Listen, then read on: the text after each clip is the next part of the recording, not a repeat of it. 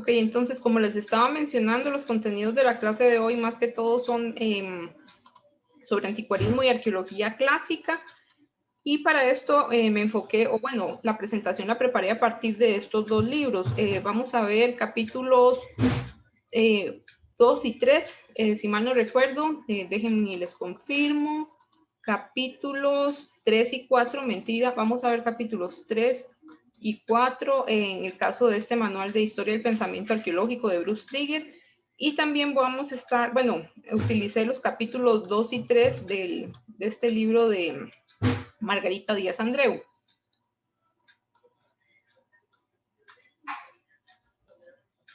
Ok, contextualicemos muy rápidamente dónde es que nos vamos a ubicar el día de la clase de hoy. Déjenme correr aquí este montón de ventanas. Muy bien, recuerden que en las clases anteriores más que todo estuvimos concentrando nuestras discusiones en esta sección de acá, en lo que Willy y Sabloff llamarían el periodo especulativo. Estuvimos discutiendo un poquito sobre la edad antigua, la edad media y la edad moderna, mientras que en la clase pasada pues no estuvimos ubicados en un espacio, en una fecha, digamos, o en un eje temporal más preciso, pero sí estuvimos viendo cómo fue que se empezó a desarrollar qué es teoría arqueológica, qué conocemos por teoría arqueológica y cómo se construye o se refuta. Más que todo, digamos, esos fueron las ideas principales de las clases anteriores. En el caso del día de hoy, vamos a mantenernos en este periodo especulativo, pero vamos a hacer un análisis de la transición, podríamos mencionar, del periodo especulativo para ir introduciéndonos más hacia lo que sería el periodo clasificatorio descriptivo, al que vamos a aterrizar completamente a partir de la otra semana con la unidad 4. Entonces, lo que vamos a ver más que todo es cómo es que surge una arqueología más científica. Y para esto, les sugiero que algunos de los conceptos claves que pueden anotar para repasar posteriormente o para ir identificando las ideas principales de la clase del día de hoy es, pues, ciertamente el título de la unidad, que sería Anticuarismo y Arqueología Clásica. En este caso, los conceptos claves serían anticuarismo y coleccionismo. Vamos a ver un poquito qué es arqueología clásica, qué son las antigüedades clásicas, qué es la arqueología prehistórica y cuáles son las antigüedades prehistóricas. Y también vamos a ver rápidamente los inicios de una arqueología, como les mencionaba, rumbo a ser más científica, y por lo tanto vamos a ver un desarrollo mayor de las técnicas arqueológicas, muy especificados tal vez, o muy más propiamente de lo que serían las técnicas más para datación o conocer la edad de los objetos, a partir principalmente de lo que sería la propuesta del sistema de las tres edades. Ok. Denme un momentito. Entonces, recuerden este esquema, esta línea temporal que veníamos viendo desde la unidad 1, la vamos a ampliar un poquito más, una vez más concentrándonos en este periodo que serían el periodo especulativo propuesto por Willy Sabloff, pero ya entrando temporalmente hablando hacia el siglo XVIII. Y recuerden que en la clase pasada estuvimos viendo entonces a qué nos referimos por teoría arqueológica. Ok, no puedo. Bueno, sí, es correcto, hablamos de teorías con S, y esto lo vamos a notar más inclusive a lo largo del curso, porque vamos a ver varias teorías y vamos a ver cómo en arqueología, si bien la propuesta más de carácter funcionalista o procesualista está interesada en generar una teoría. Entonces, sí, como les mencionaba, vamos a hablar sobre teorías a nivel diverso, digamos, de la producción teórica en arqueología, y que si bien vamos a ver a lo largo del curso de teorías 1 y de teorías 2 como la arqueología funcionalista y tal vez también la arqueología procesualista apuntaban más hacia construir una teoría general en arqueología, vemos que por el contrario, digamos, a esos intereses, actualmente tenemos una diversificación de la producción teórica que tampoco debería abrumarnos, más bien deberíamos, como nos planteaba Plotnik, deberíamos abrazar esa diversidad teórica y ser responsables, como nos lo presentaba Bintley, en el sentido de que tenemos que evaluar todas las teorías, evaluar varios modelos, varias teorías a la vez, de manera que se contrasten con datos. Un momentito acá.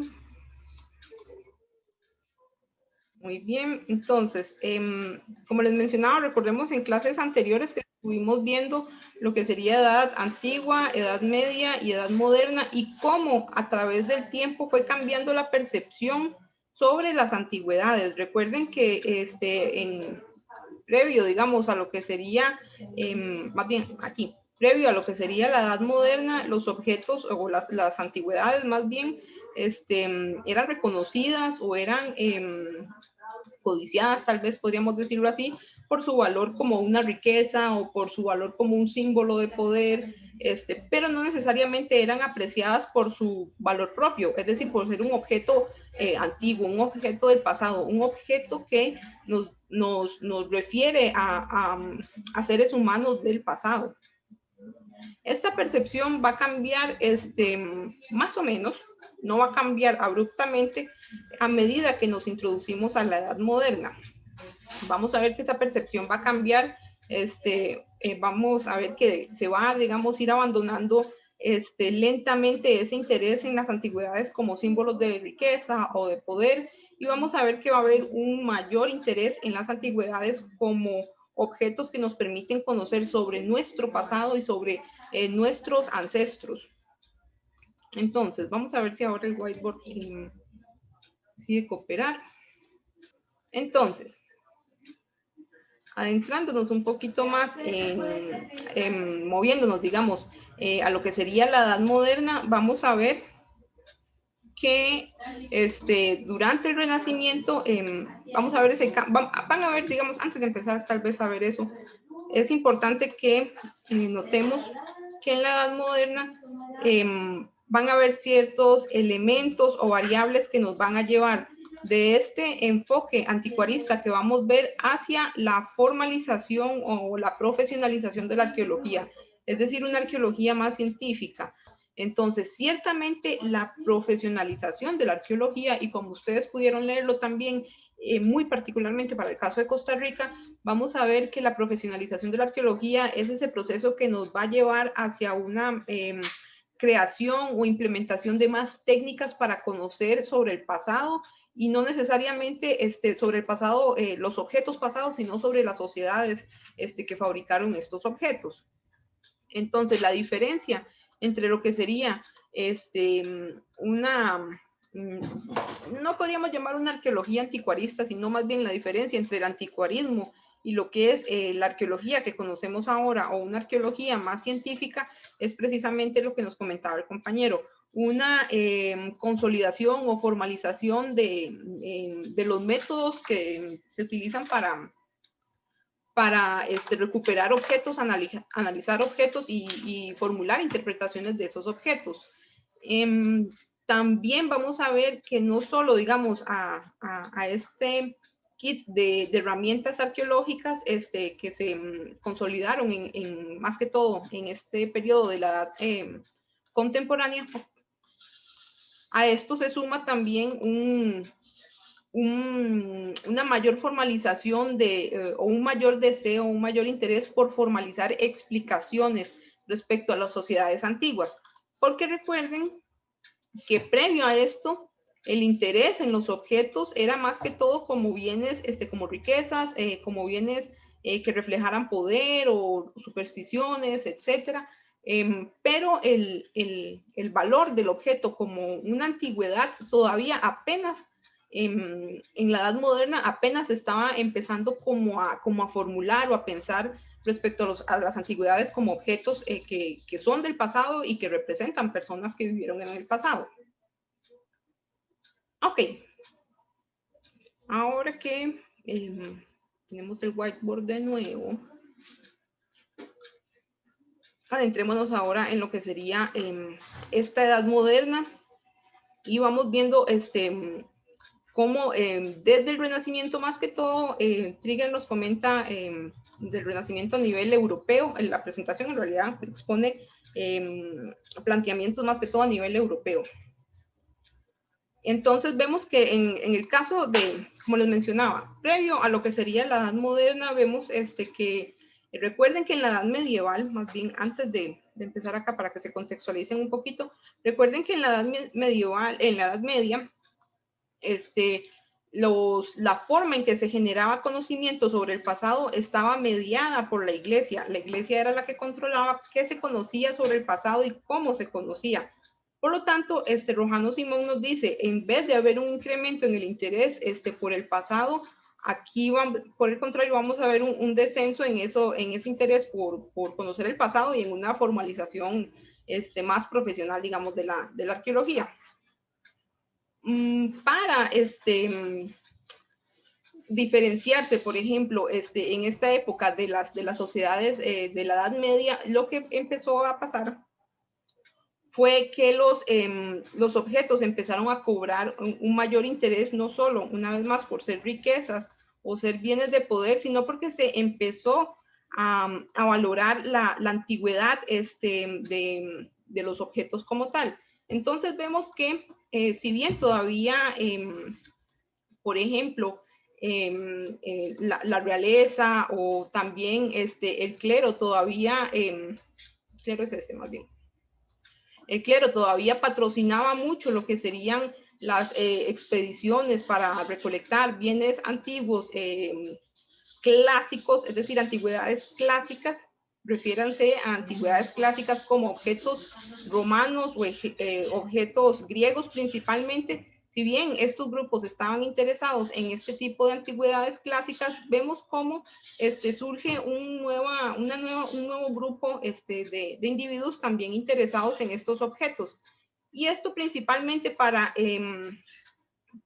ir como formulándose o para ir diferenciándose socialmente de otras clases y también para ir formando una identidad opuesta a a la monarquía en general. Aquí vemos, digamos, los inicios de eso y más adelante vamos a ver cómo es que esta división, este interés nos lleva a divisiones todavía más claras. Entonces, como les mencionaba, el foco principal de interés estaba en los objetos, en las antigüedades clásicas, es decir, las antigüedades griegas y romanas, y se empezó apenas en esta época a valorar su antigüedad como reflejo de sociedades del pasado. Estos intereses permitieron que se empezaran a desarrollar las primeras clasificaciones de objetos y los primeros catálogos de objetos, lo cual todo esto generalmente fue financiado una vez más por estas, por ejemplo, por las monarquías o por la misma iglesia.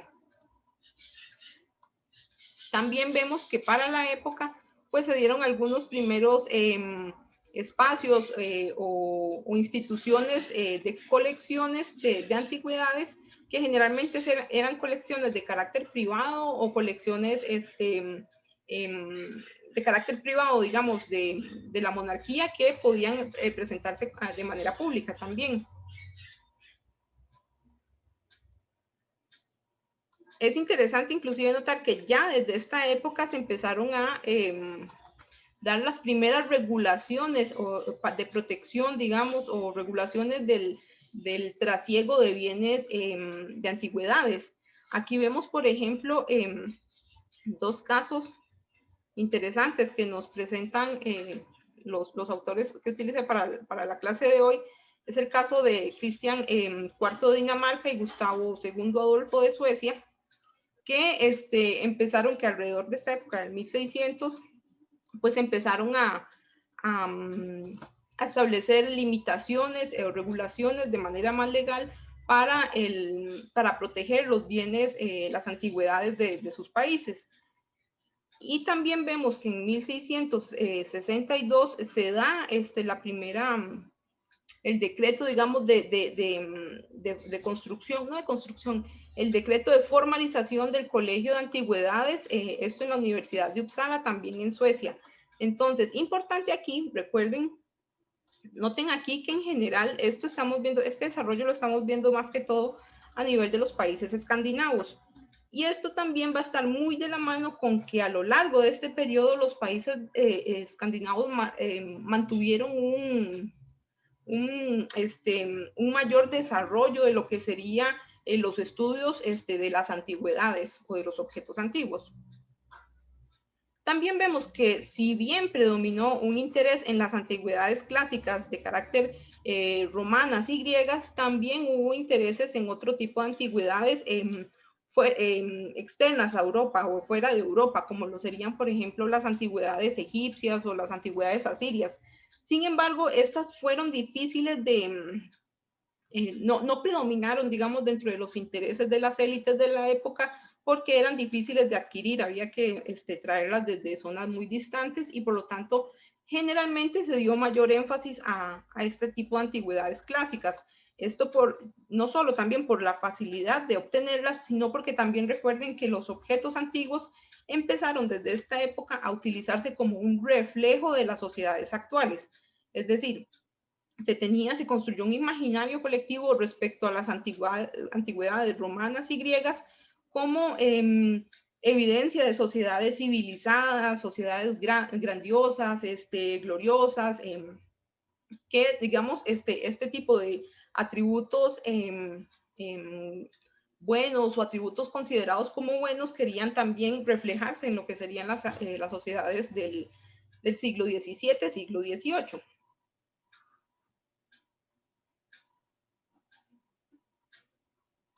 Entonces vemos que por lo menos para esta época que sería la edad contemporánea, más ubicándonos en lo que sería el Renacimiento y después de esto, vemos que el énfasis en las antigüedades clásicas, una vez más, si bien principalmente eran por su simbolismo de poder y riqueza, también estaban siendo utilizadas como símbolos para identificar las sociedades con ciertos aspectos positivos de otras de sociedades del pasado.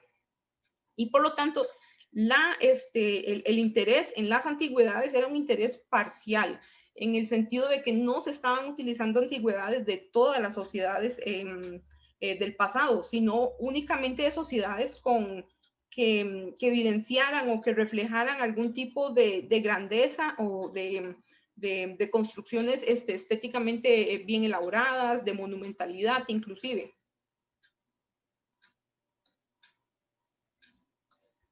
Si nos movemos un poquito más en el tiempo, vemos ya llegando un poquito a lo que sería la ilustración, retomemos esto que les mencionaba sobre el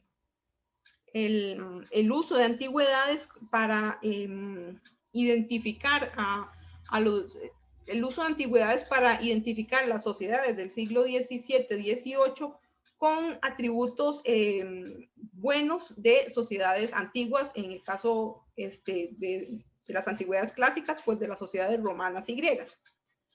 Entonces, noten desde acá que la ruta del anticuarismo hacia la profesionalización de la arqueología estuvo marcada por una estrecha relación entre lo que sería la consolidación del nacionalismo y cómo esto impulsó lo que sería el desarrollo de una arqueología más científica.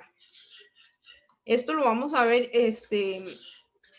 previo a la ilustración, vemos los inicios, digamos, los pataleos de este proceso, digamos, de utilizar las antigüedades para identificar naciones. Sin embargo, en el caso de la ilustración vamos a ver esto con mucha más fuerza. ¿Por qué? Porque para esta época había un mayor interés en cuestionar el poder político religioso de la monarquía. Aquí está, ok. El camión pasa. Ok. Entonces, para esta época había grupos emergentes de clases sociales nuevas que querían, que se empezaron a cuestionar. Por ejemplo, tenemos la clase burguesa o una clase de comerciantes que se empezaron a cuestionar el poder político religioso de la época. ¿Esto qué quiere decir? Que se cuestionó el poder que tenían los monarcas sobre el pueblo y a la vez también se cuestionó mucho lo que serían este poder apoyado, o más bien este poder institucionalizado a través de la religión, principalmente pues la Iglesia Católica, que era la que predominaba en la época. Entonces vamos a ver un rechazo hacia los relatos religiosos como fuentes de conocimiento sobre el pasado. Recuerden que en la Edad Medieval, aquí tenemos que devolvernos a la Edad Media, un momentito. Nuevamente recuerden aquí que durante la Edad Media la forma de conocimiento que predominó era principalmente según lo que la Iglesia establecía. Este formato de conocer el pasado se mantuvo todavía a lo largo del tiempo. Lo que pasa es que a partir de la Edad Moderna empiezan a darse más cuestionamientos respecto a qué es lo que debemos conocer sobre el pasado y quién nos está diciendo qué es lo que debemos conocer sobre el pasado. Durante la ilustración vamos a ver que esos cuestionamientos toman mayor fuerza. Y por lo tanto, digamos, todo esto está impulsado por un aire de búsqueda de derrocar, digamos, a la monarquía, búsqueda de igualdad de derechos humanos, y por lo tanto todo esto va a estar basándose y desarrollando a la vez planteamientos de carácter teórico sobre el cambio social. Es decir, el cambio social es un proceso que se da a lo largo del tiempo y que es inevitable. Es algo, el progresar, podríamos decirlo así, progresar es una ruta que es inevitable para las sociedades y que por lo tanto ese proceso pues va a llevar a cambios en las clases sociales. Desde aquí vamos viendo que estos planteamientos sobre cambio social van a ir introduciendo lo que serían planteamientos teóricos para desarrollar el evolucionismo cultural. Que esto lo vamos a retomar más a detalle en lo que sería en la unidad 4, que ya llega la próxima semana. Pero vemos aquí que desde estas épocas se fueron sentando las bases entonces para lo que sería la teoría del evolucionismo unilineal. Ok.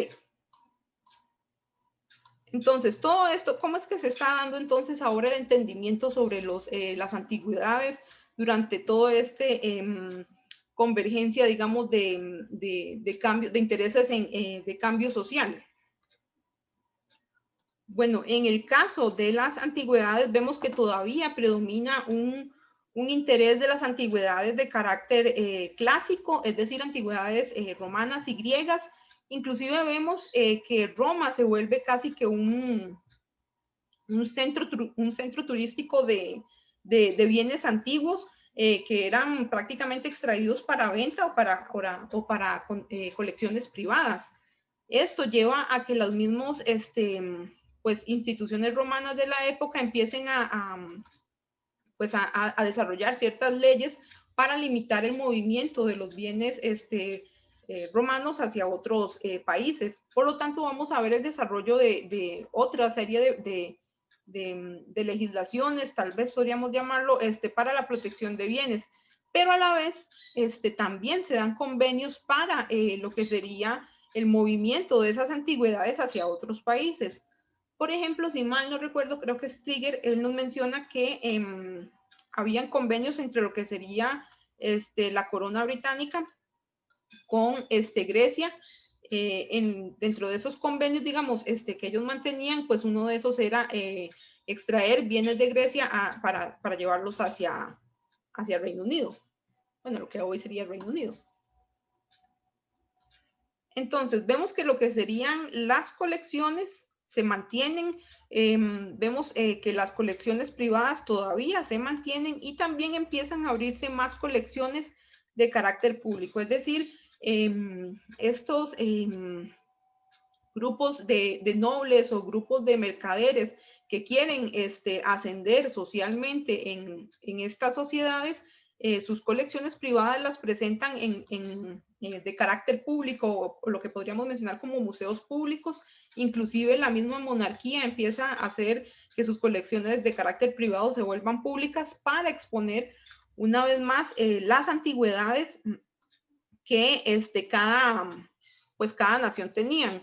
Y esto, una vez más, para reforzar esa idea de que el pasado, de que las sociedades pasadas que habitaron esos estados fueron sociedades con desarrollos de civilizaciones, desarrollos esplendorosos, superiores a cualquier otra sociedad antigua.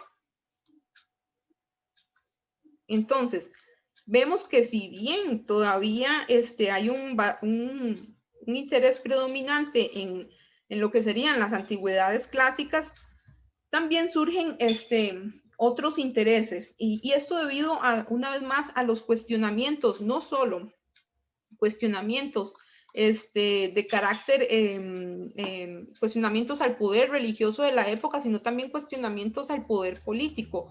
Porque noten que si bien estas clases, nuevas clases emergentes de mercaderes, etcétera, están intentando desarrollar una nueva, digamos, identidad de cada uno de estos estados, de igual manera, pues, están en competencia con la identidad que quieren desarrollar cada una de las monarquías.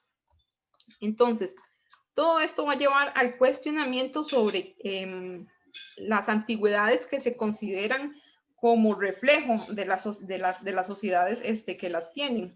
Es decir, va a haber un cuestionamiento respecto a las antigüedades clásicas y si las antigüedades clásicas son reflejo de todas las sociedades europeas. Porque vamos a ver que ciertamente pues los imperios romanos y griegos, si bien se extendieron a lo largo de Europa, no alcanzaron exactamente todos los rincones de Europa.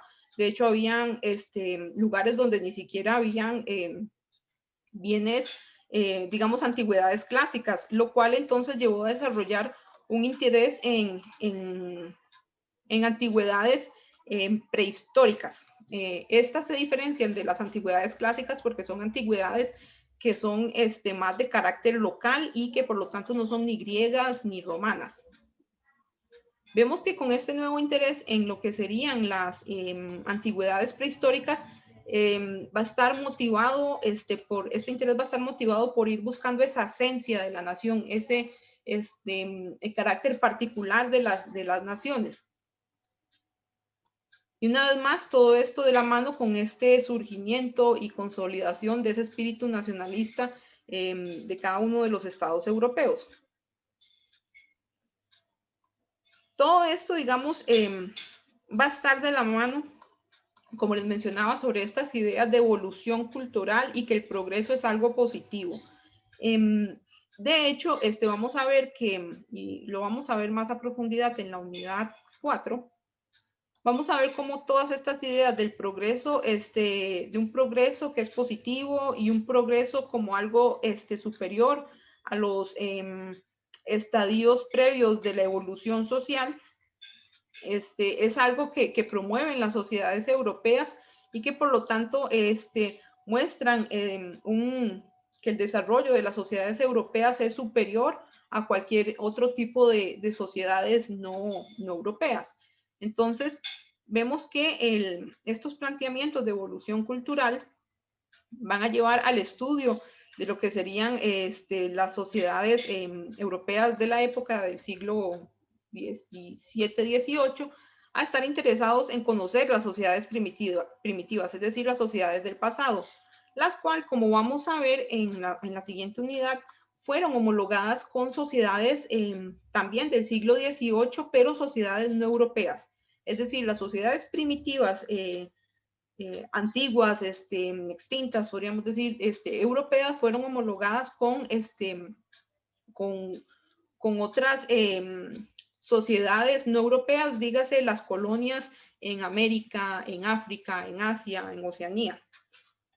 Pero de esto vamos a ver un poquito más adelante.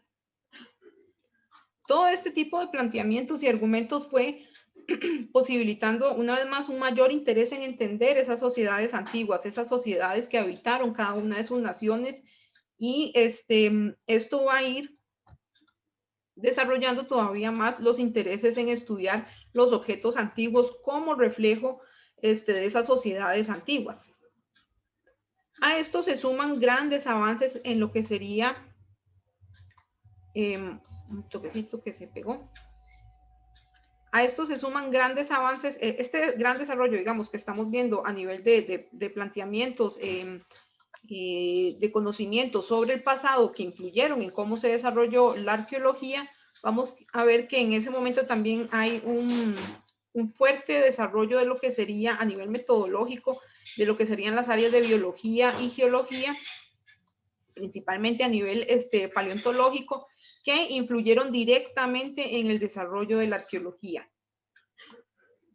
Y con esto me refiero a dos eventos en particular. El primero de esos eventos podría ser el desarrollo de técnicas para la datación, y el segundo evento sería un mayor interés en conocer los orígenes de la humanidad. Es decir, vamos a conocer no solo, ya las sociedades no están interesadas en conocer qué es lo que se había dicho sobre los eventos de la creación humana a nivel bíblico, sino saber qué había, cuestionar más bien si eso es realmente el relato que se quiere, que ha acontecido, o si habían sociedades más antiguas de lo que la Biblia nos menciona. Y esto prácticamente que empezó a cuestionarse o a tantearse a partir de lo que serían los trabajos de James Hutton, que pues empezó, digamos, a partir de estos trabajos. Lo importante de retomar es que se cuestionó fuertemente lo que sería la temporalidad propuesta del origen de la humanidad según la Biblia, porque estos trabajos empezaron a enseñar o empezaron a visualizar que la creación de los seres humanos había sido previo a lo que se conocía en los textos bíblicos. Si bien los planteamientos de Hutton carecían de datos, digamos, que los respaldaran, Charles Lyell en 1830 retomó estos aportes de Hutton y los planteó en esta publicación que se llama Principios de Geología, que a partir de esto pues sentaron las bases para entender, para datar para datar, no las antigüedades, sino digamos más que todo para datar, ¿cómo decirlo? Para conocer, para datar la antigüedad de la humanidad, bueno, de la humanidad no, de la Tierra en general. Y todo esto, digamos, a partir de planteamientos de carácter más que todo estratigráficos, que yo espero que ustedes recuerden qué es estratigrafía y a qué se refieren, pero rápidamente vamos a retomar el principal planteamiento, digamos, que utilizamos a nivel estratigráfico, que esto quiere decir, lo que plantea es que en los niveles más bajos, en los estratos más bajos, pues son los que presentan materiales más antiguos, y pues los estratos más recientes son los que presentan, los estratos superiores, perdón, o más superficiales, son los que presentan materiales más recientes. Esta lógica para conocer la antigüedad de las cosas que fue planteada, digamos, a nivel geológico, es la misma lógica que retoman los trabajos a nivel arqueológico y que inclusive utilizamos todavía en la actualidad. Bueno, esto sumado a otro montón de técnicas, ¿verdad? Más sofisticadas que tenemos ahora.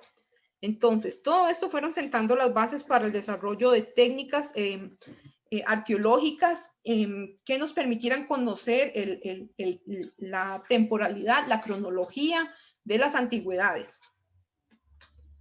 A esto se suma, opa, creo que me salté algo. Ok, tal vez antes de continuar,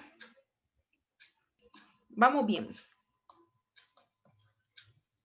Entonces, como les mencionaba, si bien todo esto eran los simbolismos que se tenía sobre las antigüedades clásicas, este tipo de planteamientos no siempre pudieron ser adaptados para todas las sociedades europeas, y esto en vista de que no en todas las partes de Europa pues se podían encontrar bienes romanos y griegos. De hecho, para poder obtener estos bienes tenían que ser transportados de otras zonas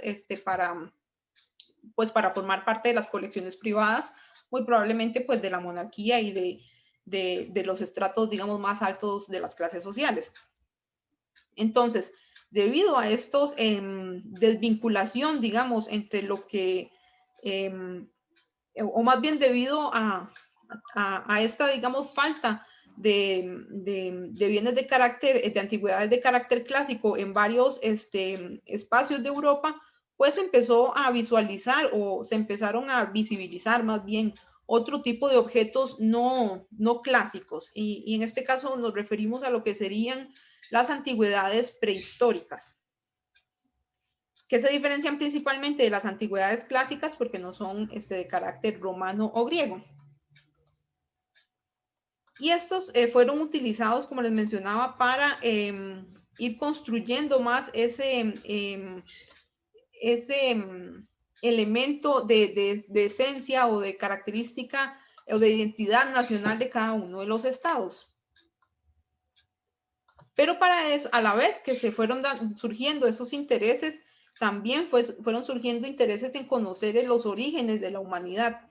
Es decir, que la humanidad, perdón, no fue solo las personas previas a los siglos XVIII y XIX, no fueron solo romanos y griegos, sino que más bien hubo una amplia variedad de otros grupos sociales y que estuvieron inclusive viviendo en periodos previos a lo que la Biblia mencionaba como el origen de la humanidad. Todo esto, digamos, fue sentando las bases para desarrollar más herramientas a nivel, herramientas que nos permitieran más bien conocer cronológicamente los objetos o las cosas del pasado. Todos estos aportes, principalmente pues desarrollados a nivel de lo que serían la biología y la geología, fueron retomados por la arqueología, pero una vez más muy de la mano con esta construcción de las identidades de cada una de las naciones europeas. Aquí es donde entra los trabajos bueno, no los primeros trabajos, porque ya hubo, como habíamos mencionado, durante la edad, a inicios, bueno, durante el Renacimiento, habíamos mencionado que ya se estaban dando los primeros trabajos a nivel de estudio de objetos antiguos, como clasificaciones de objetos o catálogos de objetos. Sin embargo, es hasta esta fecha de siglo XVIII, que se empiezan a conocer la antigüedad de los objetos.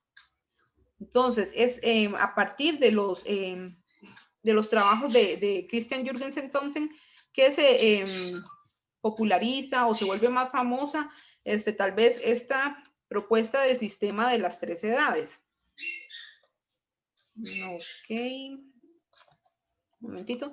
Esta propuesta del sistema de las tres edades fue popularizado por esta persona, como les mencionaba, Thomsen, que si bien esta propuesta del sistema de las tres edades fue inicialmente planteado por Michel Mercalli en el siglo XVI, Thomsen, para la época, Michel Mercalli pues plantea este sistema de las tres edades, pero sin datos que lo respalden. En este caso, la diferencia del trabajo de Thomsen es que él agrega datos para sustentar esta propuesta del sistema de las tres edades. Aquí vamos a ver en esta propuesta del sistema de las tres edades un trabajo, la aplicación de una técnica arqueológica que prácticamente se utiliza inclusive hoy en día. No es como que sea la técnica estrella ni la técnica que obligatoriamente se usa, porque ya hay otro tipo de técnicas que bien pueden sustituir a esta, pero sí es una técnica que hoy en día todavía aplicamos, que sería la seriación. Y la seriación, pues lo que implica es una clasificación y una datación de los objetos. Es una técnica para clasificar y datar objetos. Entonces, ¿cuál es la lógica del sistema de las tres edades? Bueno, la propuesta de Michel Mercalli y que es retomada por Thomsen nos dice que hay cambios en los materiales a lo largo del tiempo. Es decir, que en una época los materiales se fabricaban, los objetos se fabricaban con X tipo de material. Luego vemos que esos mismos objetos a lo largo del tiempo cambia el material con el que se desarrollan y así hasta avanzar en diferentes periodos temporales. Entonces, vemos que, por ejemplo, la propuesta o la hipótesis, digamos, que manejaba el sistema de las tres edades es que los objetos más antiguos eran en piedra, los objetos en épocas intermedias eran de bronce y los objetos más recientes o los objetos más antiguos eran de hierro. Entonces, a partir de esta idea es que, por ejemplo, en la época se decía, ah, bueno, yo tengo un objeto de piedra y también tengo un objeto de hierro. Ah, bueno, el objeto de piedra es el más antiguo y el objeto de hierro es el más reciente. Sin embargo, el reto del trabajo que hizo Thomson no era meramente clasificar los objetos por el tipo de material que tuvieran, para sustentar que sí, los de piedra eran más antiguos y los de bronce eran más recientes y sucesivamente, sino que el verdadero reto o el verdadero trabajo, digamos, detrás de este sistema de las tres edades que sustentó Thomson fue comparar la clasificación de los objetos a nivel de los materiales con que fueron fabricados según el contexto arqueológico, es decir, según el contexto a nivel estratigráfico en el que se registraban estos objetos. Y esto Thomson lo pudo hacer porque tenía un contexto de tumbas de donde pudo extraer la información de los objetos. Entonces, lo importante o lo valioso del trabajo de Thomson para la época es que pudo inferir la antigüedad de los objetos comparándolos con su ubicación temporal por su ubicación temporal por su ubicación a nivel estratigráfico. Entonces, los objetos más antiguos eran los que estaban más abajo y los objetos más recientes eran los que estaban más superficialmente. Y esto principalmente lo hizo porque, pues pueden haber, por ejemplo, Thomson podía encontrar en los estratos más superficiales objetos de piedra, de hierro y de bronce. Y esto, saber, digamos, diferenciar entre cuál era más reciente o más antiguo, pues lo pudo lograr a partir de esta comparación con el conocimiento a nivel estratigráfico que se tenía sobre esos objetos.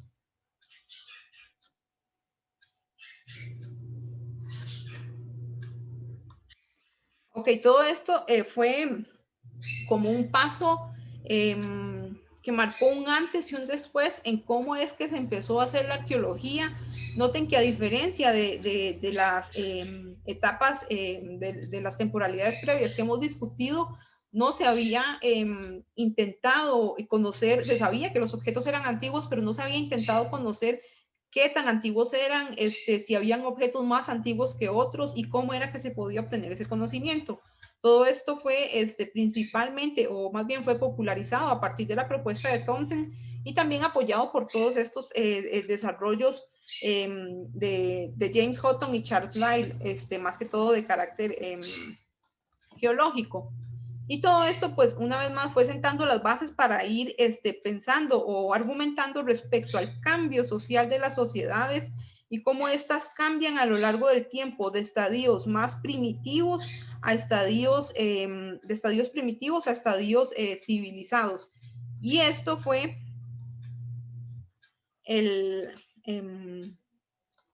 como el motor que impulsó lo que sería el desarrollo teórico o lo que formalizó la propuesta teórica que vamos a ver la clase siguiente del evolucionismo unilineal.